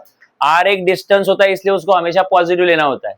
अब निकालना है मुझे थीटा, थीटा मतलब आर्गुमेंट। बट आर्गुमेंट निकालते टाइम ये मैटर करता है कि आपका वो जो पॉइंट है वो कौन सी क्वाड्रेंट में आया है। बट ए भी पॉजिटिव और रूट 3 भी क्या है? पॉजिटिव है, तो ये क्लियर कट फर्स्ट क्वाड्रेंट में है। और फर्स्ट क्वाड्रेंट के लिए फॉर्मूला क्या है? बोलो, tan inverse of b upon a।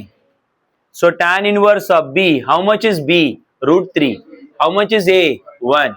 तो tan inverse of क्या आया? रूट 3। अब रूट 3 कभी आपने tan में देखा नहीं है क्या? tan 60, सही बोला, tan 60 डिग्री। तो tan इनवर्स वैसे रहेगा, और रूट 3 के जगह पे क्या रखेंगे? बोलो, tan 60 डिग्री। tan 60 डिग्री, तो tan और tan इनवर्स क्या हो जाएगा? आंसर क्या बचेगा? 60 डिग्री। 60 डिग्री को रेडियन में हमने पढ़ा हुआ है, क्या बोलते हैं? Pi by 3, chapter number 1 maths. तो 60 डिग्री को रेडियन में क्या बोलते हैं? Pi upon 3। तो अब आपके पास थीटा आ गया, अब आपके पास आर आ गया, आर और थीटा दोनों उठा के कहां पुटअप कर दो? कॉम्प्लेक्स नंबर की वो कौन सी फॉर्म में? पोलर फॉर्म में, तो वो कंप्लीट हो जाएगा। तो बोलो z इज इक्वल टू क्या आएगा? आर के जगह पे 2 cos, थीटा के जगह पे क्या ना आएगा? Pi by 3, pi by 3 plus iota sine क्या आएगा? Pi by 3। ये हो गया तुम्हारा पोलर फॉर्म कंप्लीट। क्लियर है क्या? कभी कभी कोई कंफ्यूज होकर क्या करता है, वो ये देखता है कि इधर cos और पाई बाई 3 है, तो cos और 60 है ना, पाई बाई 3 मतलब 60। तो जिनका ट्रिग्नोमेट्री अच्छा है वो बोलेंगे अरे ये तो cos 60 है, चल मैं उसको 1/2 लिख देता हूँ।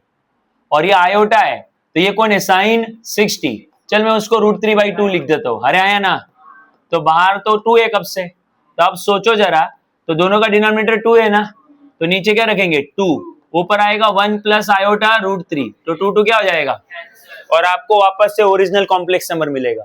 अरे नहीं, तो आप लोग स्टैंडर्ड फॉर्म से पोलर फॉर्म निकाल सकते हो और पोलर फॉर्म से स्टैंडर्ड फॉर्म निकाल सकते हो, बट फिलहाल मुझे स्टैंडर्ड से पोलर बोला तो मैं यहीं पे रुक जाऊंगा, आगे कुछ नहीं सॉल्व करूंगा, यहीं पे रुकेंगे। समझ में आ रहा है कि नहीं?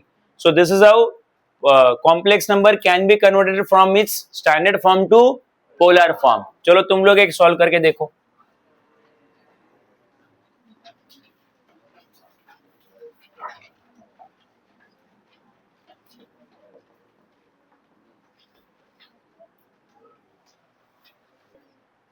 वो तो मैं लिखते से ही खत्म था, वो √2 आने वाला था r, और थीटा आने वाला था π/4। इतना टाइम लगता है क्या? इधर ओरली आता है square root of a square plus b square. a है 1, आयोटा का साथ भी 1 है, तो 1 स्क्वायर प्लस 1 स्क्वायर कितना आएगा? 2। तो रूट में 2 आया तो r हो गया 2, और tan inverse of b upon a, क्योंकि दोनों पॉजिटिव है तो फर्स्ट क्वाड्रेंट, तो b है 1, आयोटा के साथ 1 है, और नीचे 1, 1 अपॉन 1 1 हो गया। tan इनवर्स ऑफ 1 आएगा, 1 आता है tan 45, तो tan और tan इनवर्स कैंसिल, π/4 आएगा।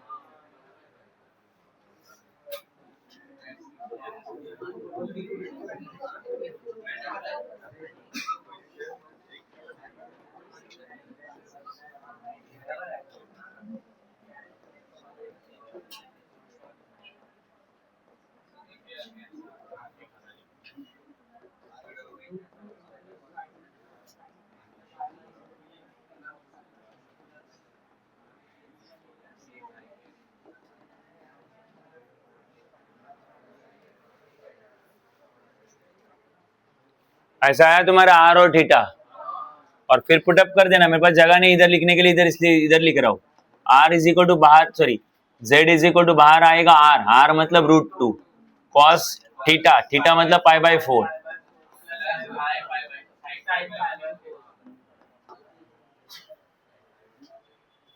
ठीक है, सो आगे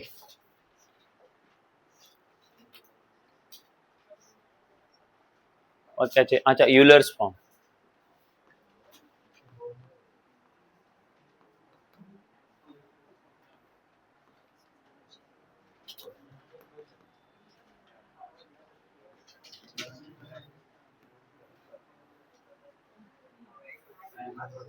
लिख लो।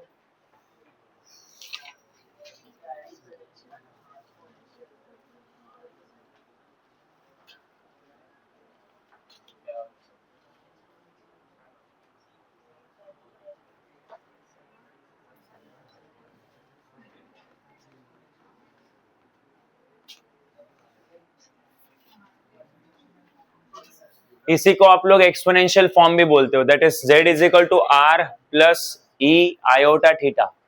अब तुम बोलोगे समझा नहीं है, आपने क्या लिखा? इधर आने दो सब लोग, मुझे बताओ कॉम्प्लेक्स नंबर, इधर आने दो सब लोग। कॉम्प्लेक्स नंबर स्टैंडर्ड फॉर्म में कैसे दिखता है? z is equal to a plus iota b, ऐसे दिखता है।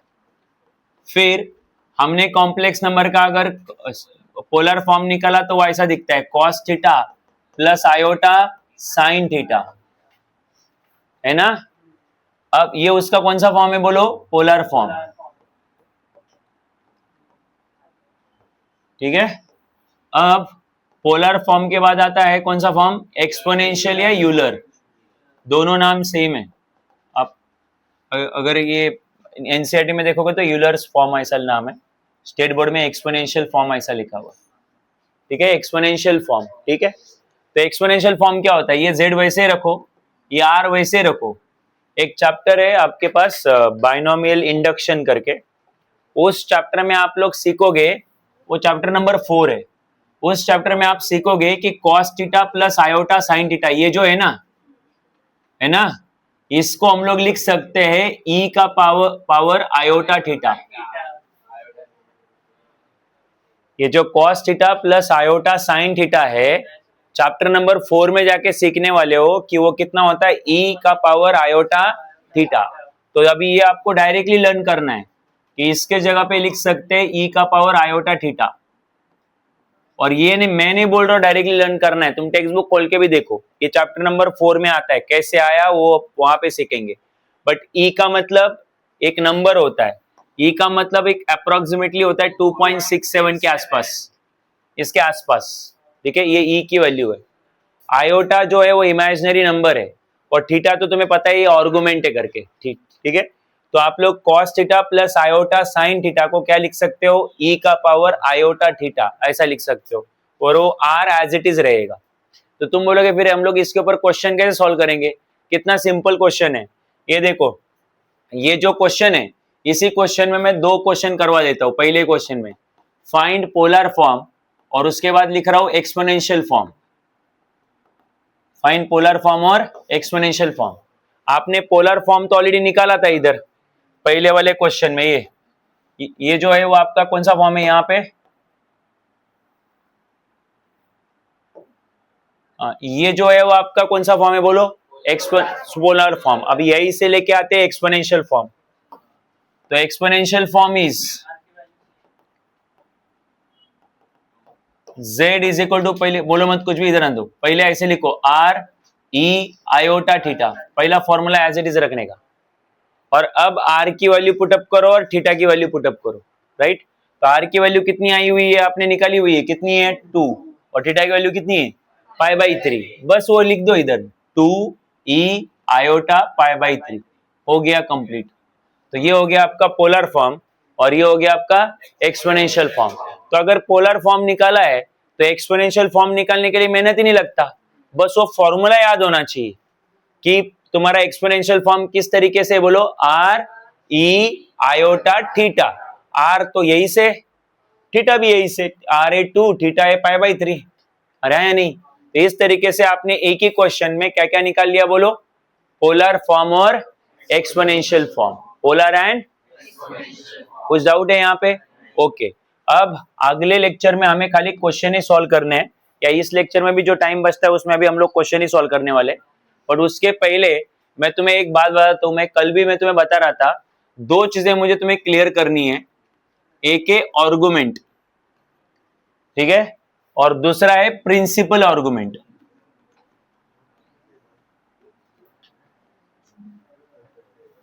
आर्गुमेंट या principal argument, right? Principal argument में आपका आंसर कल भी मैंने तुम्हें समझाया था, प्रिंसिपल आर्गुमेंट में आपका जो आंसर है वो 180 से या इसमें आना चाहिए, ठीक है? इसके लिए फॉर्मूले अलग है, इसके लिए फॉर्मूले अलग है, राइट? लॉजिक बताओ, मैंने कल तुम्हें क्या समझाया था? अगर आपको याद हो तो इधर भी थीटा, इधर भी थीटा, इधर 180 माइनस थीटा और यहाँ पे 180 प्लस थीटा। अरे क्यों? क्योंकि 180 से पीछे और 180 से आगे। अरे हाँ या नहीं? शाबाश, याद है तुमको ये? गधो, ये भी 180 क्या है? 180 माइनस थीटा ही है। Theta theta 180 minus theta, 180 minus theta. अगर तुमको नहीं याद आ रहा है मैं याद दिलाता हूं। प्रिंसिपल आर्गुमेंट में आप लोग एंगल एंटी क्लॉकवाइज भी ले सकते हो, क्लॉकवाइज भी ले सकते हो, बस वो एंगल 180 से बड़ा मत होने देना। वही प्रिंसिपल आर्गुमेंट होता है, क्या एंगल किससे नहीं बड़ा होने देना। सोचो मैं क्या बोल रहा हूं। अगर आपका कॉम्प्लेक्स नंबर फर्स्ट क्वाड्रेंट का है ना, तो फिर आप लोग लोगे एंटी क्लॉकवाइज, ठीक है? क्योंकि क्लॉकवाइज लोगे तो वो 270 से भी ज्यादा हो जाएगा, आपको तो 180 से कम ही चाहिए। तो अगर आपका कॉम्प्लेक्स नंबर फर्स्ट क्वाड्रेंट में है तो आप लोग एंटी क्लॉकवाइज एंगल लोगे, वो आएगा थीटा, और थीटा का आंसर रहेगा tan इनवर्स ऑफ b/a, ठीक है? अब आगे मुझे बताओ, अगर आपका पॉइंट P जो है वो सेकेंड क्वाड्रेंट में है, सपोज कौन सी क्वाड्रेंट में है? सेकेंड। अब बताओ क्लॉकवाइज लोगे कि एंटी क्लॉकवाइज लोगे? लॉजिक बीइंग आपका एंगल जो है 180 से ज्यादा नहीं होना चाहिए, क्योंकि प्रिंसिपल आर्गुमेंट के लिए एंगल 180 से ज्यादा नहीं चलता। तो क्या करूं, क्लॉकवाइज की एंटी क्लॉकवाइज? क्लॉकवाइज लिया तो यहां तक 180 होता है, तो ये 180 से क्या हो जाएगा? ज्यादा। तो हमें क्या लेना चाहिए? Anti clockwise. यहां तक एंगल होता कितना है? 180, ये 180 से कम ही है, तो इसलिए उसको क्या बोलते हैं? 180 माइनस थीटा, 180, करेक्ट। ओके, अब चलते कौन से दो क्वाड्रेंट में? फोर्थ और थर्ड। तो सपोज पॉइंट P जो है वो फोर्थ क्वाड्रेंट में है, सपोज यहां कहीं पे, ये हमारा पॉइंट P मान लो, ठीक है? सो चाहिए तो इसको P1 बोलता हूं, इसको P2 बोलता हूं, तो ये P4 सपोज, ठीक है? कौन से क्वाड्रेंट में है? फोर्थ। तो बताओ एंगल एंटी क्लॉकवाइज लू कि क्लॉकवाइज लू? क्योंकि एंटी क्लॉकवाइज लिया तो एंगल मोर देन 180 से भी ज्यादा हो जाएगा, बट प्रिंसिपल आर्गुमेंट को एंगल 180 से ज्यादा चलता नहीं है, तो फिर आप क्या लोगे? क्लॉकवाइज, ऐसे लोगे, बराबर है? और आपका एंगल अगेन थीटा आएगा, बिकॉज वो थीटा जो है वो मतलब लाइक फर्स्ट क्वाड्रेंट के लिए थीटा लेते हैं ना हम लोग, ओके? तो ये भी थीटा ही आएगा, ठीक है, 190 से या 180 से मतलब सेकंड क्वाड्रेंट में तो गया नहीं है ये, तो क्या लेंगे थीटा। बट ये क्या है, क्लॉकवाइज है क्या एंटी क्लॉकवाइज है? तो क्लॉकवाइज में हमने पढ़ा हुआ है चैप्टर नंबर 1 में, जब कभी भी क्लॉकवाइज करते हैं तो हम लोग साइन क्या लगा देते हैं इधर, माइनस, शाबाश माइनस लगा देंगे, अरे या नहीं। और अगर आपका पॉइंट जो है लेट्स से वो आपका पॉइंट थर्ड क्वाड्रेंट में है, तो ये वो आपका पी डैश, तो बोलो आपको एंगल क्लॉकवाइज लेना चाहिए कि एंटी क्लॉकवाइज लेना चाहिए? तो एंटी क्लॉकवाइज लिया तो 180 से आगे जो निकल जाएगा, एंटी क्लॉकवाइज लेना चाहिए, बराबर है। तो ये एंगल 180 से कम है कि ज्यादा है? कम है, तो हम लोग बोलेंगे 180 से कम है, बट है तो कैसा, है तो कैसा, तो इधर क्या आएगा, माइनस आएगा। अभी भी नहीं समझा? इसीलिए मैंने तुम्हें कल शॉर्टकट बना के दिया था कि theta theta 180 minus theta 180 minus theta, बस इधर प्लस इधर माइनस, इधर प्लस और इधर माइनस, इतना ही है। अभी भी नहीं समझा? और थीटा निकालने के लिए क्या फॉर्मूला यूज करने का, tan inverse of b upon A mod में, ठीक है। इसको मॉड में रखा तो भी चलेगा, I don't mind, whole of this can be in mod. इस तरीके से क्या निकाल सकते बोलो, थीटा। सो थीटा निकालो, इधर पुट करो, इधर पुट करो, इधर पुट करो, इधर पुट करो, आपको क्या मिल जाएगा बोलो, प्रिंसिपल आर्गुमेंट, प्रिंसिपल आर्गुमेंट। नहीं समझा अभी? अब आपके टेक्स्ट बुक में ऐसा लिखा ही नहीं कि प्रिंसिपल आर्गुमेंट निकालो, बट जो तुम्हारे टेक्स्ट बुक में आंसर देते हैं वो प्रिंसिपल आर्गुमेंट के आंसर देते हैं, तो तुमको प्रिंसिपल आर्गुमेंट के ही आंसर निकालने हैं। अगर आर्गुमेंट भी नहीं बोला कॉलेज में तब भी निकालना क्या है, कॉलेज के एग्जाम में आप लोग प्रिंसिपल आर्गुमेंट ही फाइंड आउट करोगे, राइट। बट एंट्रेंस के लिए आपने दोनों आर्गुमेंट सीख लिए, एक एक आर्गुमेंट और दूसरा आर्गुमेंट में एंगल हमेशा किससे कैसा लिया जाता है, एंटी क्लॉकवाइज ही लिया जाता है। क्लॉकवाइज कभी लिया जाता है, मोर देन 180 हुआ तो भी चलेगा। तो ये हुआ थीटा, ये हुआ 180 माइनस थीटा, ये हुआ 180 प्लस थीटा, क्योंकि 180 से ज्यादा जाएगा, नहीं जाएगा क्या, और ये 360 से कम रहेगा, तो ये 360 माइनस थीटा, सबके सब पॉजिटिव, बिकॉज एंगल हम लोग कैसा लेते हैं, anti clockwise. Theta 180 minus theta 180 plus theta 360 minus theta, कौन सा आर्गुमेंट, जस्ट आर्गुमेंट। और ये कौन सा, कॉलेज में है ना, और एंट्रेंस में जो बोला वो आर्गुमेंट, बोला तो आर्गुमेंट, प्रिंसिपल बोला तो, क्लियर है, बाउंसर है, ओके।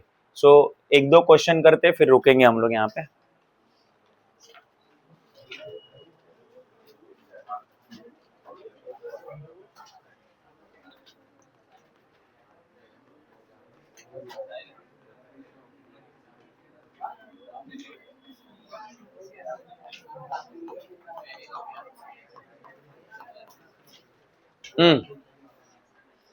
बोलो, चलो करो सॉल्व, सॉल्व करो, आंसर निकालो।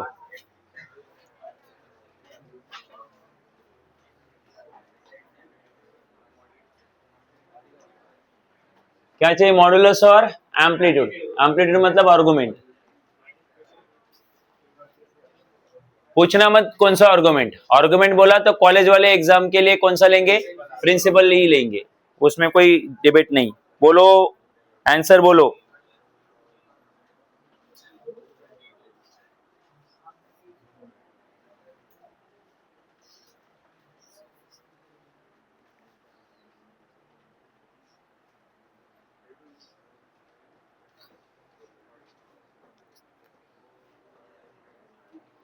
इसके उसके नोटबुक में मत देखो, खुद से सॉल्व करो, कितना सिंपल है। पहले मॉडुलस निकालो, under root of real part का स्क्वायर प्लस इमेजिनरी पार्ट का स्क्वायर। रियल पार्ट का स्क्वायर करोगे, इमेजिनरी पार्ट का स्क्वायर करोगे, रूट के अंदर तो मॉडुलस आ जाएगा, और क्वाड्रेंट के हिसाब से फॉर्मूला लगा दो, क्या आ जाएगा, आर्गुमेंट आ जाएगा। एटलीस्ट जो लोग कल प्रेजेंट है वो लोग तो सॉल्व करो, बाकी लोगों को करना है नहीं करना है अपनी मर्जी से करो।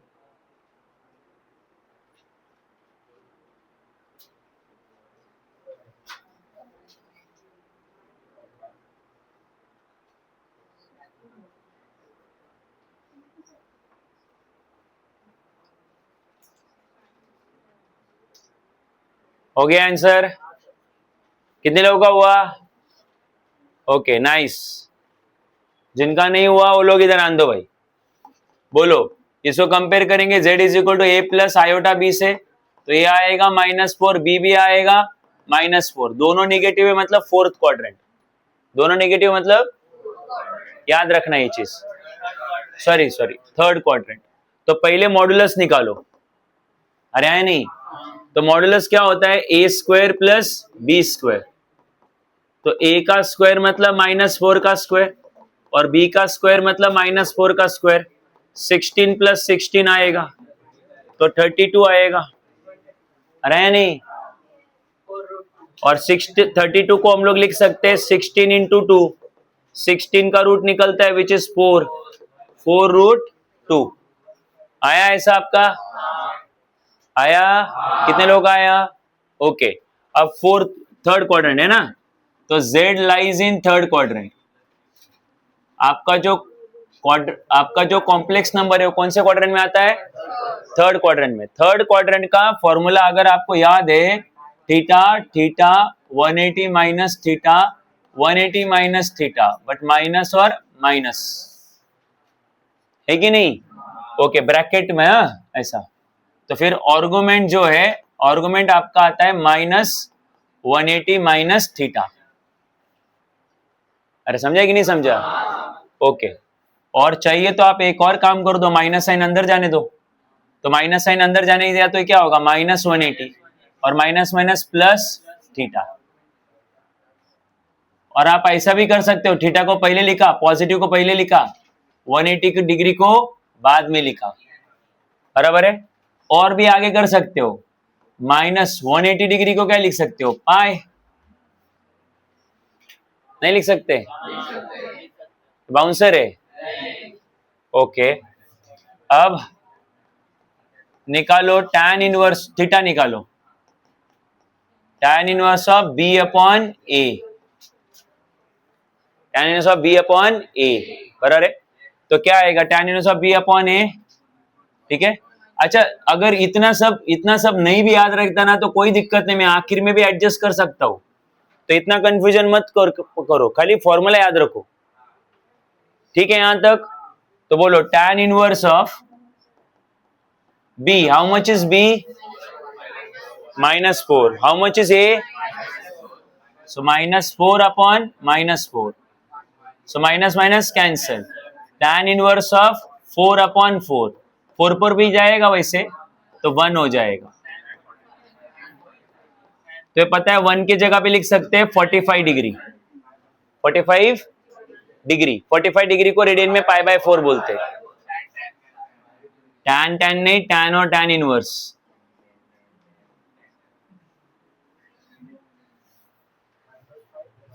ठीक है, क्लियर है? अब इसको उठा के आपके फॉर्मूला में रख दो। क्या आर्गुमेंट का फॉर्मूला? -180 माइनस थीटा है ना, तो 180 को क्या लिख देना? पाई।